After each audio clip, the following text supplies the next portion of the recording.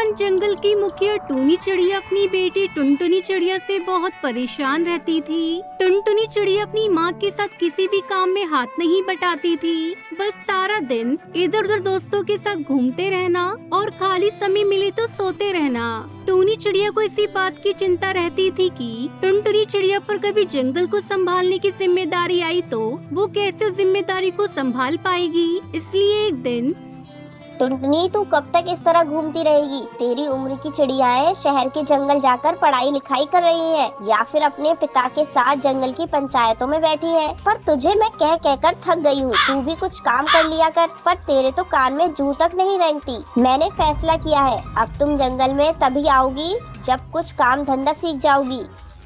अरे कैसी बातें कर रही हो माँ? अकेली नन्ही चिड़िया कहाँ कहाँ भटकेगी? माँ, मुझे नहीं जाना कहीं भी। मैं पिंकी के साथ खेलने जा रही हूँ।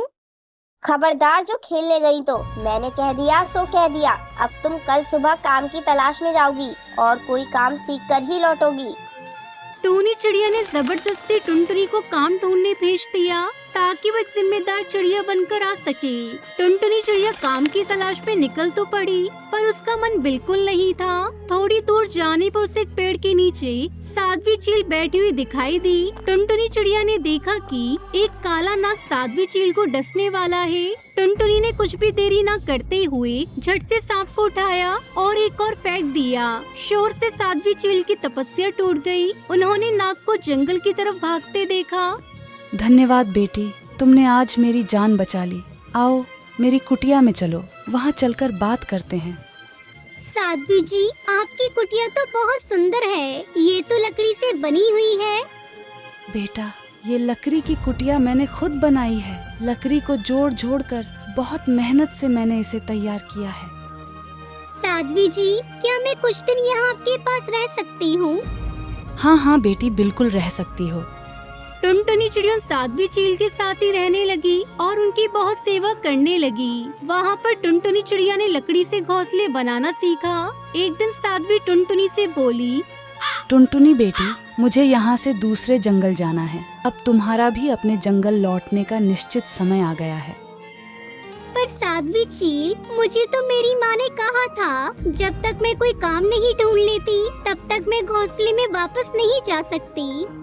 काम तो तुमने सीख लिया बेटी। तुमने लकड़ी के घर बनाना सीखा है, वो भी बहुत मेहनत का काम है। अब तुम अपने जंगल जाना और वहाँ पर तुम जल्दी ही लकड़ी के घर बनाना शुरू कर देना। बस ये तुम्हारा काम है। एक दिन ये लकड़ी के घर तुम्हारे बहुत काम आएंगे।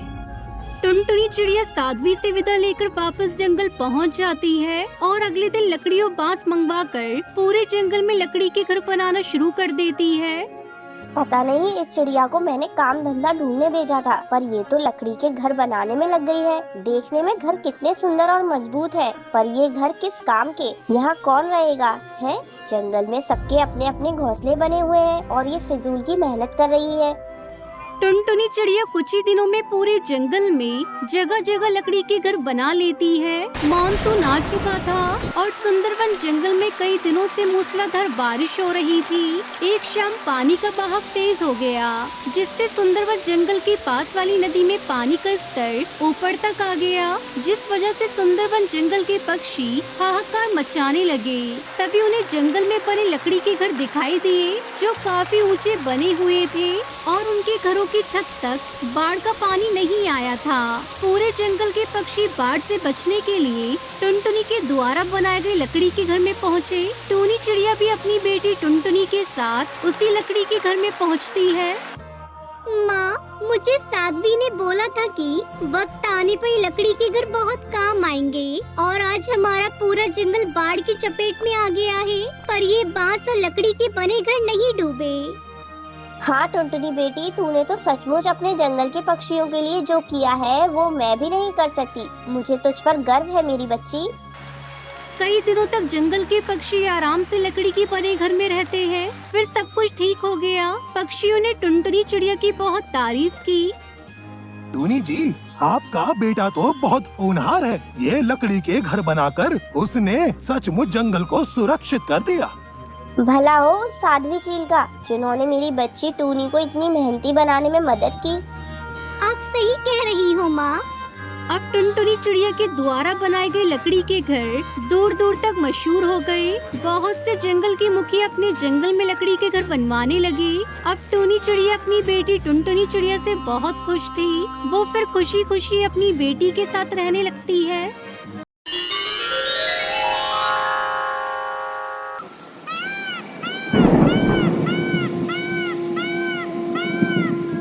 सोनपुर के जंगल में टुनटुनी चिड़िया अपनी दो बेटियों के साथ रहती थी, जिनका नाम सुनहरी और पिंकी चिड़िया था। उसका पति कालू कौवा टमाटर बेचा करता था।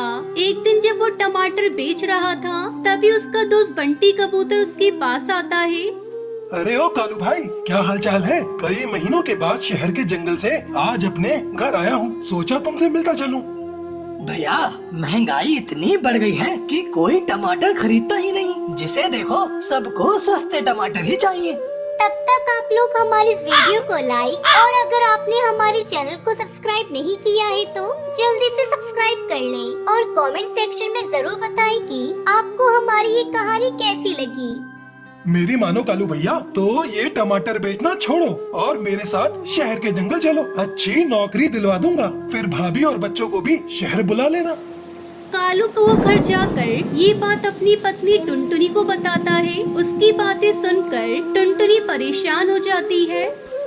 सुनिए जी, आप हम लोगों को यहाँ अकेला छोड़कर शहर के जंगल क्यों जा रहे हो? हम दोनों कोई दूसरा काम करेंगे, सब ठीक हो जाएगा। मुझे मत रोको टुनटुनी, शहर के जंगल जाकर शायद मैं अच्छी कमाई कर सकूं। फिर मैं तुम सबको वहाँ बुला लूँगा। कालू को वो शहर के जंगल चला जाता है। इधर टुनटुनी चिड़िया अकेली ही अपने बच्चों को संभाल रही थी। तभी एक दिन कालू कौवे के दोस्त का फोन टुनटुनी चिड़िया के पास आता है। टुनटुनी बहन, अब तुम्हारे पति इस दुनिया में नहीं रहे। वो काम की तलाश में नदी पास जंगल जा रहे थे, तभी तेज तूफान आया और वो नदी में बह गया, जिसकी वजह से उसकी मौत हो गई। इतना सुनकर टुनटुनी चिड़िया जोर जोर से रोने लगती है।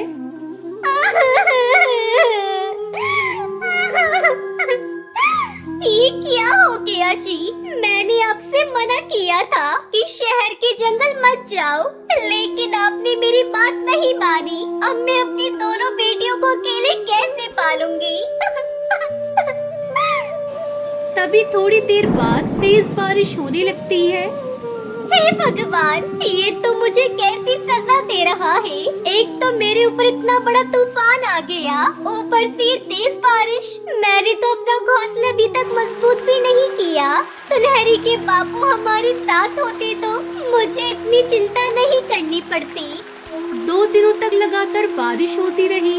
जिस बात का टुनटुनी चिड़िया को डर था, आखिर वही हुआ। उसका घर टूटकर पानी में बहने लगा।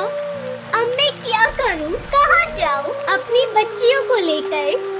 अरे क्या सोच रही है टुनटुनी, जल्दी यहाँ से निकल अपनी बच्चियों को लेकर, वरना तुम सब डूब जाओगे। चलो बच्चों, यहाँ से हमें जाना होगा, नहीं तो हम भी इस बारिश के पानी में डूब जाएंगे। थोड़ी दूर जाने पर सुनहरी अपनी माँ से कहती है, माँ, बारिश के पानी में बहुत ठंड लग रही है। सुनहरी बिटिया, तू मेरे पास आ जा।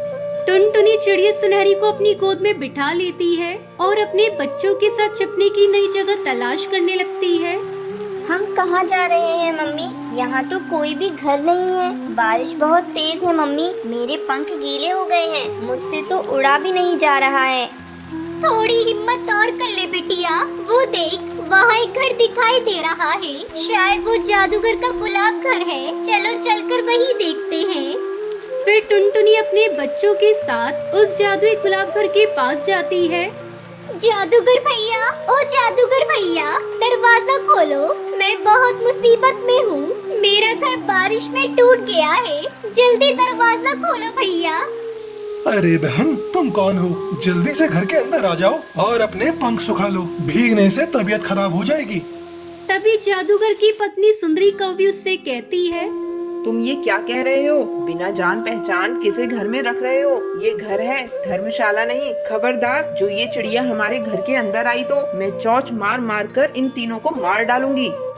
सुंदरी, मुसीबत में दूसरों की हम मदद नहीं करेंगे तो कौन करेगा? इस घर पर जितना तुम्हारा हक है उतना मेरा भी है, ये मत भूलो। ये घर मैंने अपने जादू से तैयार किया है। अगर टुनटुनी बहन के यहाँ रहने से तुम्हें परेशानी है तो तुम घर से बाहर चली जाओ, फिर तुम्हें पता चलेगा कि बारिश में भीगने से कैसा लगता है। जादूगर टुनटुनी चिड़िया उसके बच्चों को अपने घर में रख लेता है। कई दिनों बाद बारिश रुक जाती है। भैया आपका बहुत बहुत धन्यवाद। आपने मुझे और मेरे बच्चों को आसरा दिया। मुझे भी अपनी बच्चियों के लिए नया घोंसला बनाना होगा।